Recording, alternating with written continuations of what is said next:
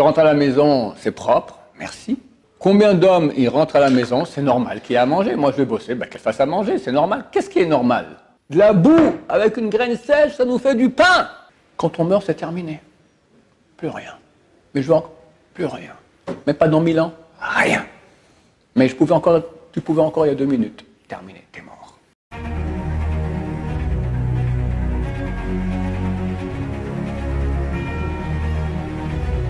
Ce jour dédié pour l'élévation de l'âme de Avraham ben Layo de mémoire bénie. La question d'Israël. On sait qu'on doit servir Hachem, une fois qu'on sert Hachem, tout ça, on a un petit peu d'engouement, on a de la motivation, on a du plaisir quelque part. Et au bout d'un moment, avec le temps, on perd un petit peu, entre guillemets, cette motivation. On sait ce qu'on doit faire, mais comment au quotidien réussir à prendre du plaisir, de la joie, à sentir une évolution, vous voyez, Ok, très bien compris la question. C'est ce que dit le Chazon Ish. L'ennemi numéro 1 du bon juif, c'est l'habitude. L'habitude, ça tue tout. Et Hachem veut qu'on ait avec lui une histoire d'amour, passionnée, extraordinaire. Rabbi Akiva a dit, si tous les livres sont saints, alors le Cantique des Cantiques, c'est le Saint des Saints. Tu as vu le Cantique des Cantiques? Il y a des parties carrément... comment dire cela, érotique, d'accord? C'est un exemple. L'exemple d'amour entre un homme et une femme qui va relater en fait l'amour qu'il y a entre le peuple d'Israël et Dieu. Histoire d'amour passionné. Un point tel que Maïmonide écrit comme un homme qui est amoureux d'une femme à laquelle il pense toujours. Le coup de foudre. Il se lève, il pense à elle, il se couche, il pense à elle, il mange, il pense à elle, il respire, il dort, machin, sans cesse. On lui dit, oh, il n'est pas là, il est avec elle. D'accord? Plus que cela sera l'amour dans le cœur de ceux qui aiment Dieu. Donc, le niveau de plaisir, comme tu dis, d'amour, d'enthousiasme qu'on est censé avoir avec Dieu, il est très, très, très, très haut. C'est la plus belle chose du monde. Mais comme toute bonne chose, elle est dure à atteindre et dure à garder. Et comme dans un couple, où il y a un amour extraordinaire, les premiers mois, les premières années, au bout d'un moment, il y a l'habitude qui entre, et ça peut mettre en danger le couple. Et il est clair que pour cela, le couple doit faire des choses qui vont empêcher. C'est une guerre contre l'habitude. Quelles sont ces choses? Comment réveiller... J'ai un amour pour ma femme, comment réveiller qu'il soit encore plus passionné? Et je dirais même qu'avec le temps, ça doit être plus fort. Parce que plus tu vis avec quelqu'un, plus tu t'unis à lui. Donc plus l'amour doit être puissant. Mais il y a quand même une grosse différence, c'est-à-dire que là on est dans le monde du visible, alors que vis-à-vis d'Hachem c'est le monde presque de l'invisible. Une femme, je peux la prendre les bras, j'ai un côté charnel, j'ai un côté physique, tout ça, alors que vis-à-vis du maître du monde... C'est pas tellement différent. C'est vrai que, on va dire que l'amour... Au quotidien, on peut avoir... Je comprends. Je te réponds. Alors, je te dis, dans l'amour avec la femme, c'est vrai que c'est plus naturel, parce que Dieu a créé chez l'homme et la femme une attirance charnelle aussi. Mais l'amour profond qui est entre l'homme et la femme, il n'est pas charnel. Et tu peux, quand tu réfléchis à pourquoi est-ce que tu aimes ta femme, alors il y a son corps, ok, il y a son sourire, il y a ses beaux yeux, mais en fin de compte, c'est pas ça. L'amour, c'est l'amour de la personne. Et tu la vois pas. Et tu la vois pas, la personne. Tu ne la vois pas. Tu vois quelque chose, mais... Il y a quand même une extériorité, il y a quelque chose qui... Attends, je vais te poser une question. Une fois, j'avais vu, Misken, un juif dans les territoires, ils ont jeté, les Arabes ont jeté un cocktail Molotov. C'est une sorte de truc chimique de colle comme ça s'est collé ici et il a brûlé comme ça. Le type n'avait plus de visage. Ils auraient été brûlés, machin. Bon, mais il était vivant, mais plus de visage, quoi. Sa femme ne l'aime plus. Alors, il y a le côté charnel, il sera moins exacerbé le côté charnel. Mais elle l'aime, il n'y a pas de problème là-dessus. Parce qu'elle a eu déjà, elle n'a pas rencontré. Elle n'aime pas forcément, non. On aime la personne. La personne, c'est pas un visage, ça aide un peu le visage. Ok, ça, je suis d'accord.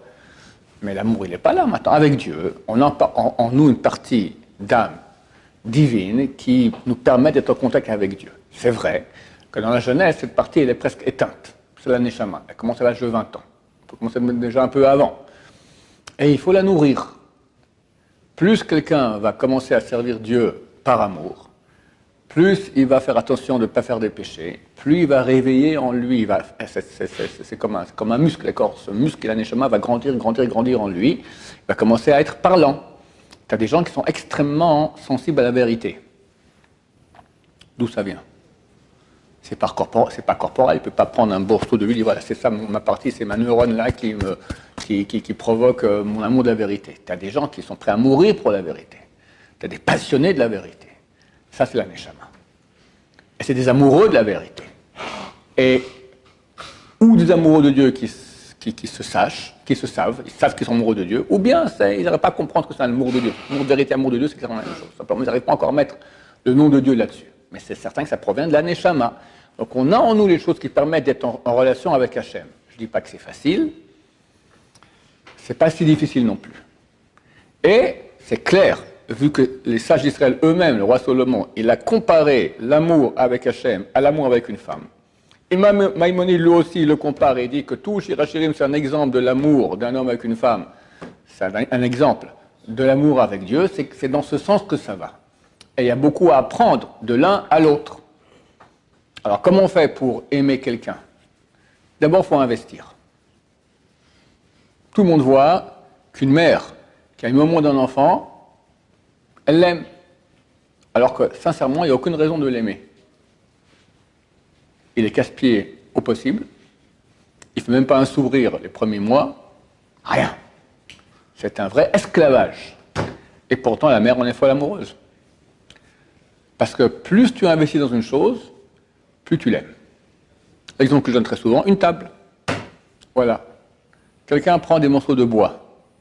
Il les mesure, il les scie, il les colle, crée une table. Je lui dis, écoute, il y a la même table dans le magasin, même un peu mieux que la tienne. Tu es prêt à ce qu'on échange? Jamais de la vie. Mais elle est mieux celle là-bas. Oh, mais ça c'est la mienne, c'est moi qui l'ai faite. Et alors? Un peu. Tu comprends ce que je veux dire? Le type il l'a faite, donc il commence déjà à créer un sentiment d'attache, d'attirance, à de la colle et du bois. Il faut le faire. À plus forte raison, si c'est ta femme et si c'est Hachem. Plus quelqu'un va investir, pas pour lui.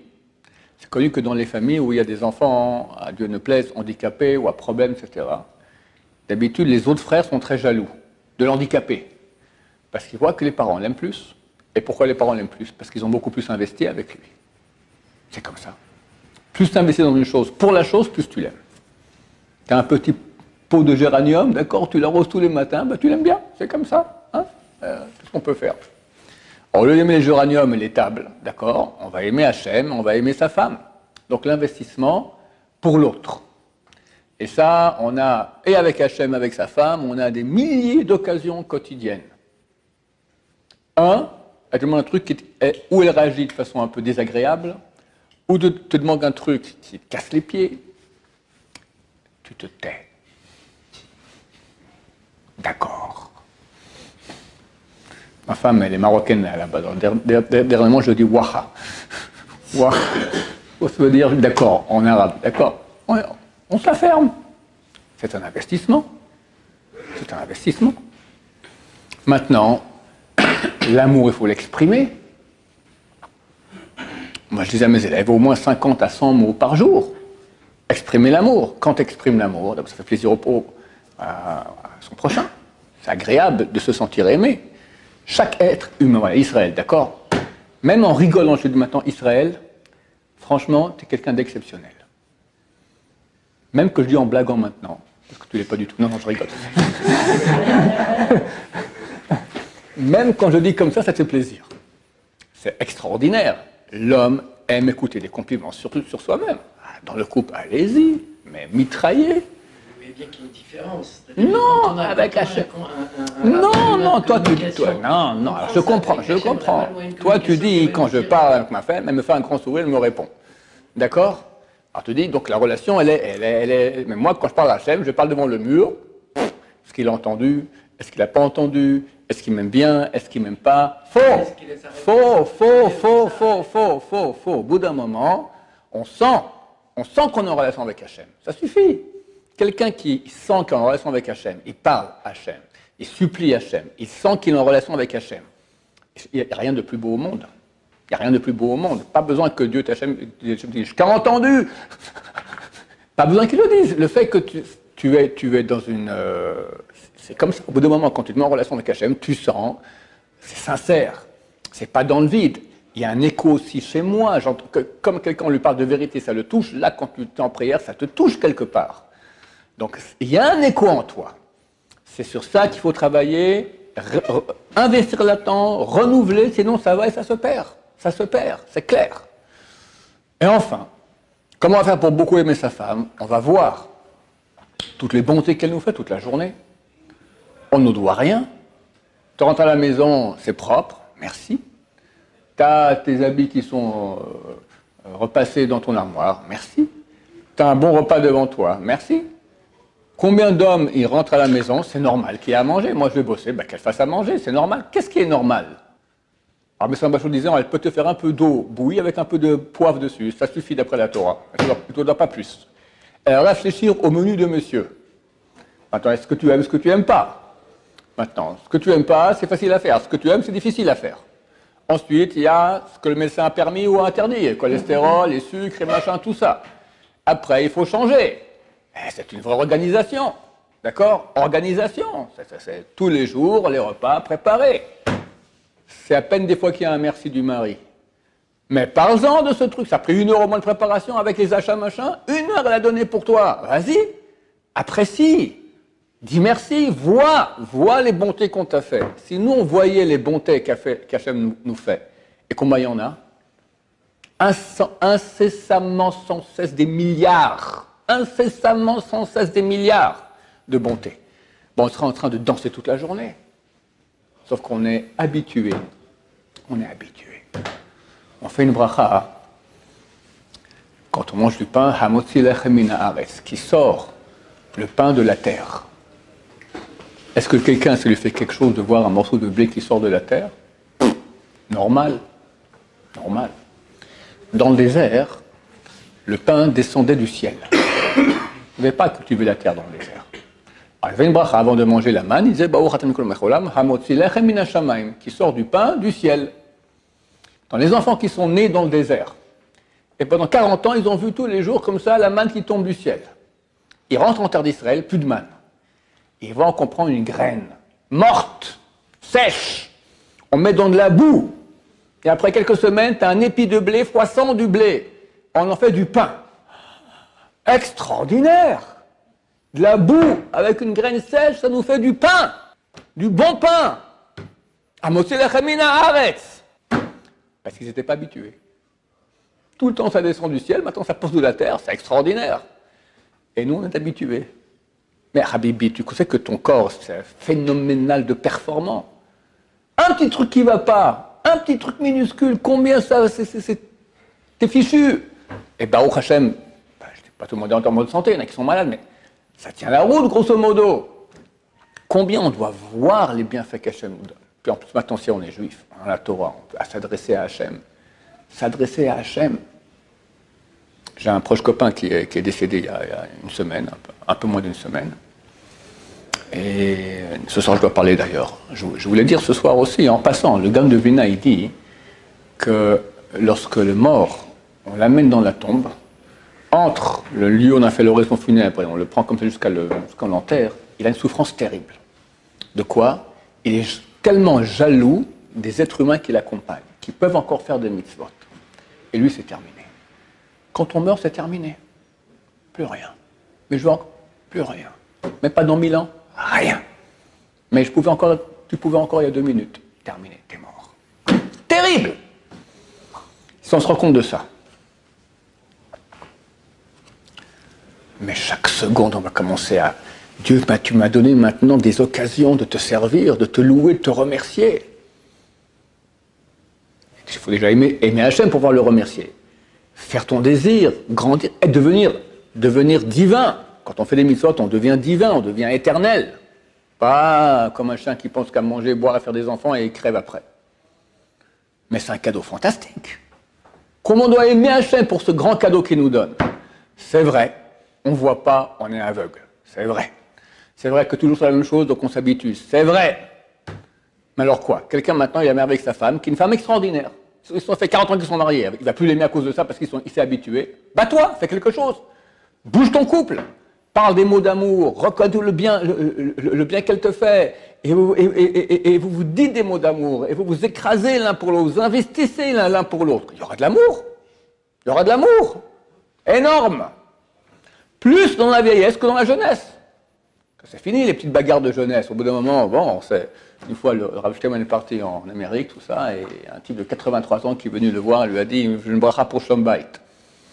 Quand il est venu à Bnei Brak, il a dit « Vous voyez des gens pareils, 83 ans encore, il faut une bracha pour Shalom Bayit, 83 ans, il n'a pas encore réussi à vivre en paix avec sa femme. » Bon, c'est pas normal. Au bout d'un moment, alors, s'il n'y aura pas un travail qui est fait pour renouveler le corps dans le couple, eh ben le corps il va aller mourir, il n'y aura plus rien, ça sera technique.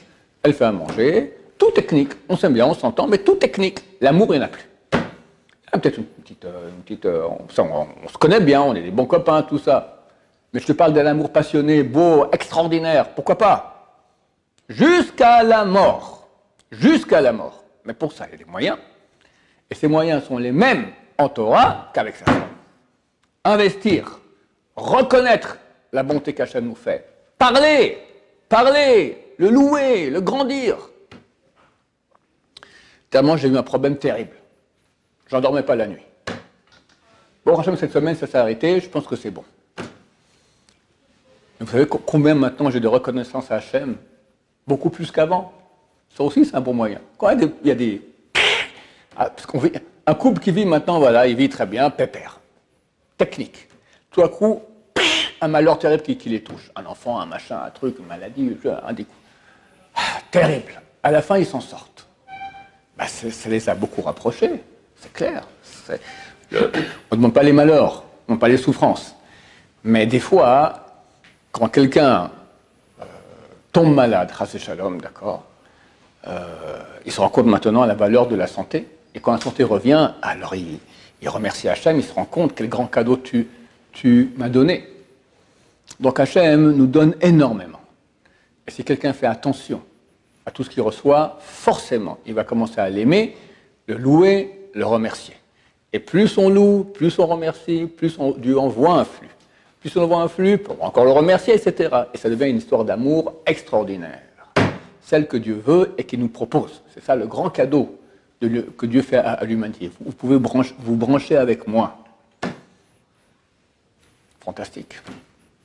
Ça te va? Oui. Tu as l'air un peu mitigé.